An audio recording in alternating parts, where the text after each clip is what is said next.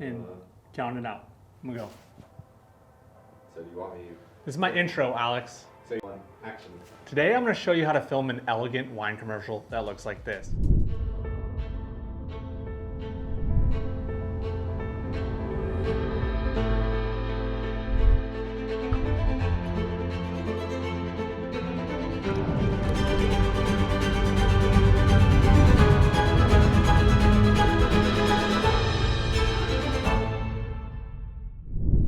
Welcome back, and again, like I said, I'm going to show you guys how to film a wine commercial. The whole point of this is to make clean, crisp shots. And the coolest thing about this setup is that I'm only using one light.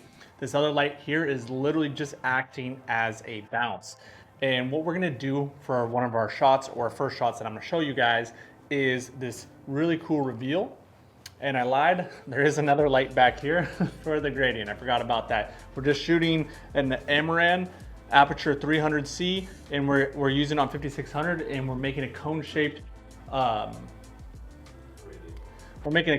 gradient over here. Thank you, Alex, to create the background for our silhouette. And then all we're gonna do is I'm taking this right here. This is a bounce board. You can use anything that's gonna block your light source, but I'm gonna hold it, and we're gonna pull it away so that we get this cool wrapping effect that's gonna give light to the bottle. So we're gonna go from silhouette to light to reveal the bottle. And then to add a little bit of flair to it, we're gonna be spinning on the head one. So I'm gonna set some points. It's gonna start here, reveal like that to the camera.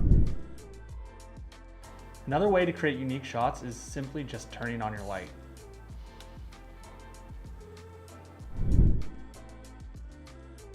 All right. So we are doing you weren't recording this whole time? I was recording. Oh my gosh. I am recording. I've been recording for 17 seconds already. Okay. 20 seconds. 30 seconds. Okay, so we are doing our hero shot, and we're doing a typical flying V, Mighty Ducks. If you're from the 90s, you know it. If you don't, not my problem. All right, nevertheless, what we're doing is we're creating a V because it's creating depth and shape to the bottles. We have their most important bottle, and then not as least important ones, but you know, their flagship, and then going off that direction. And what we're doing right now is, because the issue is, if you look into the highlights, all these bottles, glass is very reflective. And so if you have a bunch of bottles in the shot together, what they're gonna do is they're gonna ruin your highlight. And so what we're doing is I'm taking tape and taping behind each one, because we love the setup exactly how it is. We're gonna take all the bottles off besides one, and we're gonna do one at a time by turning on and off the lights to create this fade in and then a pull back at the same time. So we have to do it 5 times for the 5 bottles. And then in post, I will match all those together and mask them together, and I'll create something that looks like this. Product filmmaking is hard, it's difficult, and a lot of it is just rearranging, retesting, repracticing. Nothing is ever gonna be perfect on the first try, and if it is, it's very rare, and I mess up a lot. Even I, who is teaching you guys, mess up a lot. This is about our 40th pour that we got, and we had to try a bunch of different things. But the reason for that is because we wanna get a smooth pouring look. And pouring out of the bottle, the problem with that is that the spout is too small, and for film, it just doesn't look great. Yes, it works perfectly fine for pouring into a glass and all that stuff, but when you're filming for product filmmaking, you have to make things look extra perfect, especially if you're shooting slow-mo, which we are on the Ursa 300. And so to counteract that, what we've done is, instead of pouring out of the bottle, because you get air pockets and it goes glug, glug, glug, glug, glug, and it's gonna be all choppy, we want a smooth, seamless, strong pour. And so I'm just taking a painter's roll, as you can see, like this.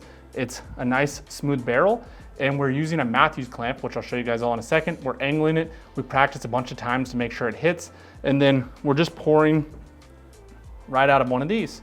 And so we fill up the wine, and then we do it, and we pour like this, and it's gonna create that beautiful circular pour with a really nice smooth stream. Don't feel discouraged when doing this. Everything is a learning lesson, and practice, practice, practice. And even if you're an expert, you can ask probably any expert in product filmmaking or any kind of filmmaking or trade craft career or art, is that you're gonna fail a lot when you're doing this. So take your time, try it, get it right, practice, keep going. I'm sure you guys have all seen those really elegant, beautiful droplet shots where the drop comes out of the bottle and then boom, lands right in the center of the glass. The trick with this is, if you really wanted to make it look right, it's all about your lighting. Right now we have our lighting essentially set up how we need it technically, and from our last shot, it's all kind of the same. But really the most important light is gonna be this light, and it has to angle at the same angle as what your camera's pointed at. And the easiest way to do this is turn off all of your other lights and then play around with your top light. Here's our lens and how it's pointed. And to create that beautiful reflection, we need to mimic the light on the other side. So whatever this angle is, our light has to be at the same angle to create the reflection on the surface, which is gonna create that beautiful shot. So you can see it's pointed like this. We're gonna turn off everything and we're gonna make sure that we can get that reflection. So to create this splash, you can use a straw, that's great. But if you want to do something a little bit more repetitive, I'm using a Meop splash that you can get on Amazon. I'll put the link in there. You don't have to buy it. It just makes it easier for your life instead of having to do it a bunch of times. And I have, the smaller the drop, the bigger the splash it's going to be. So right now I have a small drop at 35 is what I'm doing for my size of my drop, because the smaller size drop, this thing can control how big the drop is and how much it lets out, which is really cool.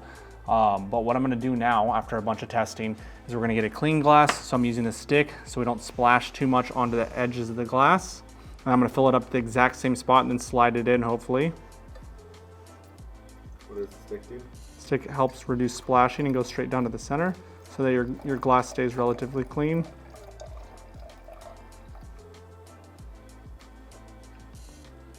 Like that.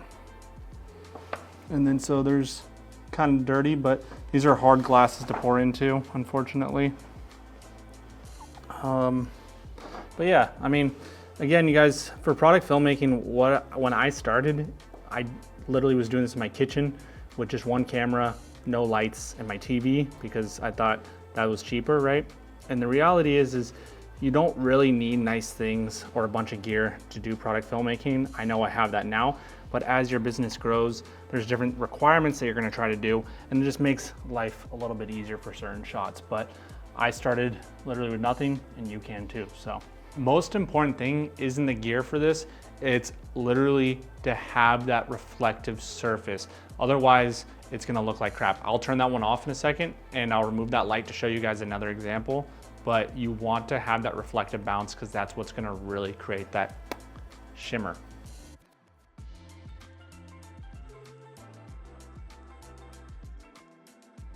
All right, guys, that is it for this video. I hope you enjoyed learning how to create a wine commercial. Unfortunately, our last shot that you guys didn't see didn't work, turned out terrible, but that's just the name of the game.